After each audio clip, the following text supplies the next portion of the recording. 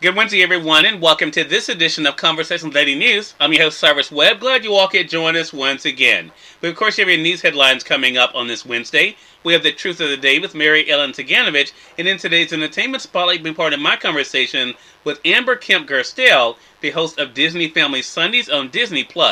Enjoy today's broadcast. For Conversations Daily News, I'm Cyrus Webb with your Wednesday headlines. In Mississippi news, the Mississippi State Department of Health reported 3,488 new COVID-19 cases and 36 additional deaths on Tuesday. 22 of the deaths occurred between August the 2nd and August the 8th. 14 of the deaths occurred between July 3rd and August 4th and were identified from death certificate reports, the Mississippi State Department of Health officials said on Tuesday. In national news, big win for $1 trillion infrastructure bill, Senate shows it can act. With a robust vote after weeks of fits and starts, the Senate approved a $1 trillion bipartisan infrastructure plan on Tuesday, a rare coalition of Democrats and Republicans joining to overcome skeptics and deliver a cornerstone of President Joe Biden's agenda. The 69-30 tally provides momentum for this first phase of Biden's Build Back Better priorities, now headed to the House.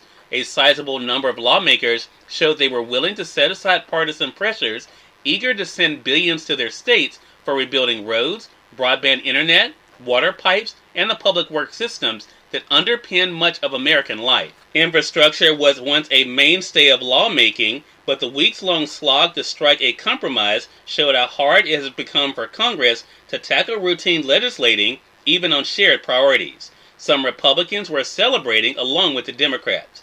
What we are doing here today also demonstrates to the American people that we can get our act together on a bipartisan basis to get something done. Senator Rob Portman of Ohio, the lead Republican negotiator, said, "We can do big things." Said Democratic Majority Leader Chuck Schumer, "There's been detours and everything else, but this will do a whole lot of good for America." The outline for Biden's bigger $3.5 trillion package is next up for the Senate, a more liberal undertaking of child care, elder care, and other programs that is much more partisan and expected to draw only Democratic support. That debate is expected to extend until the fall.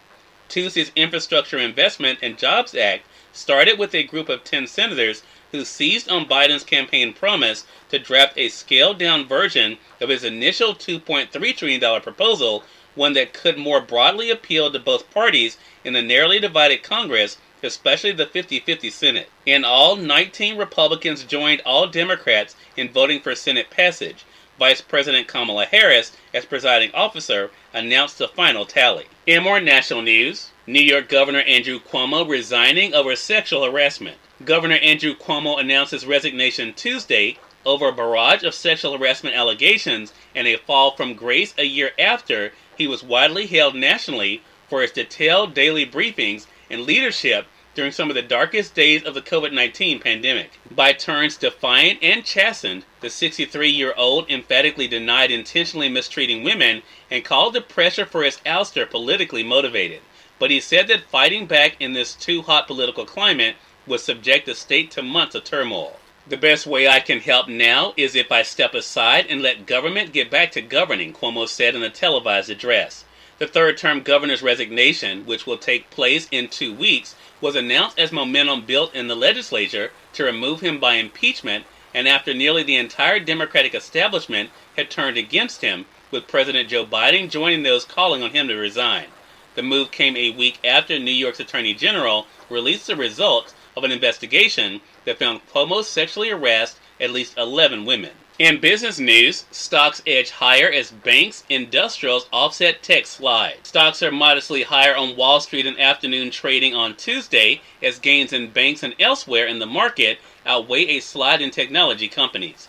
The S&P 500 was up 0.2%, within striking distance of eclipsing the record high it set on Friday. The majority of companies in the benchmark index made gains, but they were kept in check by technology companies, which have an outsized weight on the S&P 500. The Dow Jones Industrial Average rose 169 points, or 0.5%, also on pace for an all-time high. And finally, in entertainment news, Christina Applegate reveals she has multiple sclerosis.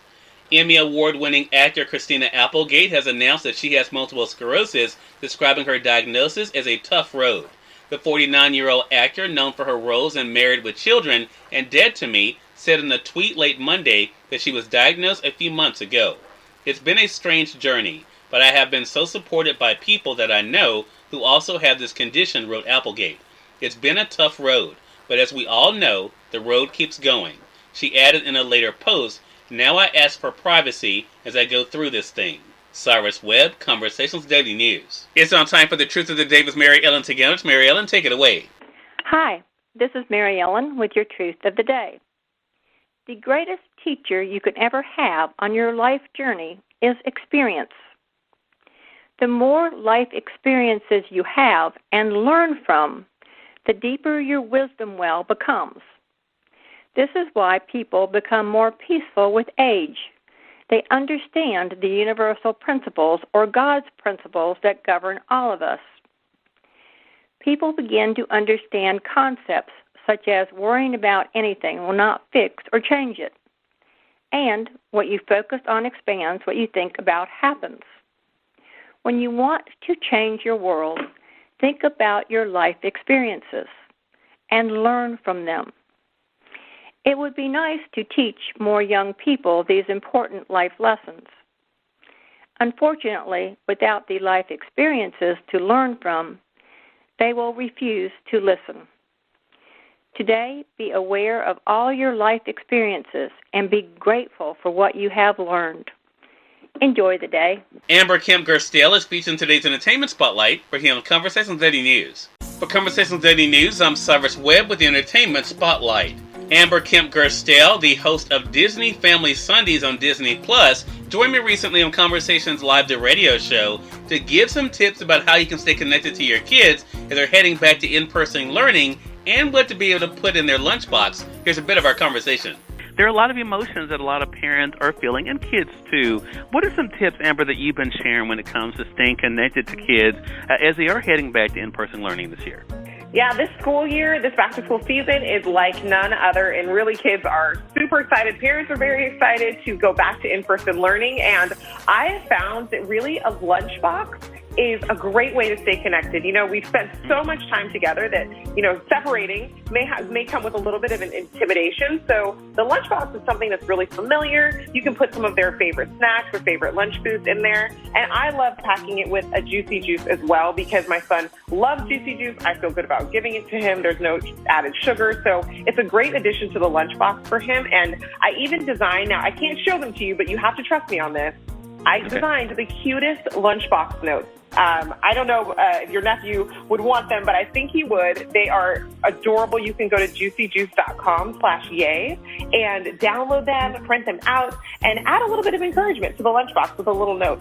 Oh, I love that. I love that idea. And I'm sure parents would love that, too. It's a great way to be able to stay connected. And speaking of connections, not only, of course, that we're going to feel that connection when it comes to the kids that are going back and being able to give them that something special like Juicy Juice, Amber, but also parents. What can they do to stay connected this year? The biggest tip I have for staying connected with other parents is to start a chat group. You know, we're used to using our phones a lot for communicating, and why not use it this time too? I have a chat group with all the other parents in my son's classroom. It's a great way to stay in the loop and stay on top of all those day-to-day activities, like when is the crazy hair day, when is Spirit Week, what project is due, even who's going to bring the juice boxes for the class party. Cyrus Webb, Conversations Daily News. We thank you all for tuning into this edition of Conversations Daily News. Prepare to get on tomorrow's more news, Truth of the Day with Mary Ellen Teganich, and of course your Entertainment Spotlight. Until then, I'm your host, Cyrus Webb, saying as always, enjoy your day, enjoy your life, enjoy your world. Thank you all for choosing Conversations Daily News today. Let's make it a great one.